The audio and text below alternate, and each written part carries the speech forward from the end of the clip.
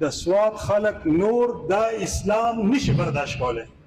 موږ لا هغه سرکو پر خدای خو چې زه پکې په امن یم، زما کونډې پکې په امن دي، زما تورسرې پکې په امن دي، زما بچي پکې په امن دي. اسلام د امن دین دی.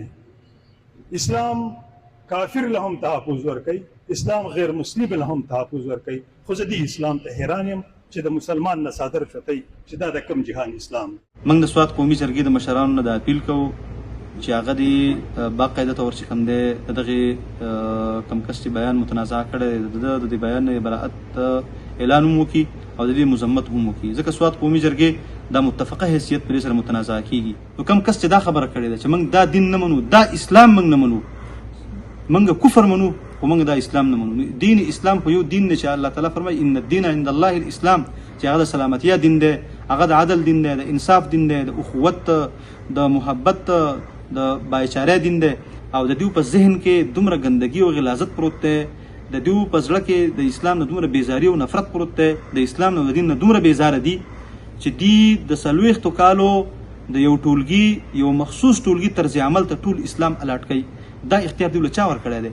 ولې د علماء د دومره قرباني ولې نه بیانوي؟ دیو د دین اسلام نه نفرت ته په دې بنیاد باندې دا خبرې کوي.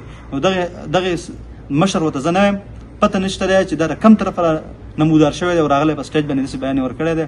دته موږ دا وایو چې دا نن برملا وایي چې موږ ته د کفر نظام قبول دی. کفر نظام ته قبول کړه، لاړ شه کفرستان ته، کفري دنیا ته.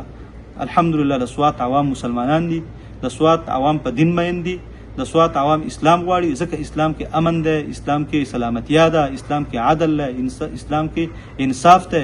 او د دین اسلام تشریح چې کم علما کرام کوي، هغه علما کرام کم چې د امت لپاره حجت او برهان دي، نو ته د علماو دا متفقه بیانې ولې نه بیانې؟ لہذا ستا په ذهن کې چې کم د دین او د اسلام نه نفرت دی، هغه نفرت راښکاره کړو. خو موږ سوات قومي جرګې ته وایو چې سوات قومي جرګې مشرانو د الله د رضا لپاره تاسو سوات قومي جرګه چې دا د یو متفقه حیثیت ده، د سوات عوامینو ماینده جرګه ده، لہذا د دې حیثیت مو متنازع کوي.